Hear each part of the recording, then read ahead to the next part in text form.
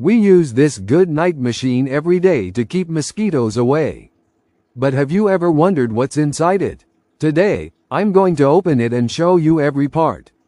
Before opening any electrical device, always unplug it. Never open it while it's connected to electricity. Let's remove the screw and carefully open the case. Now we can finally see what's inside. This is the heating element. It heats the liquid repellent so it slowly evaporates. This is the electronic circuit board, which controls the power.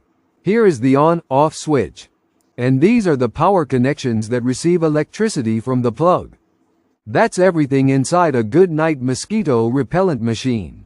It's a simple but clever design that safely heats the liquid repellent.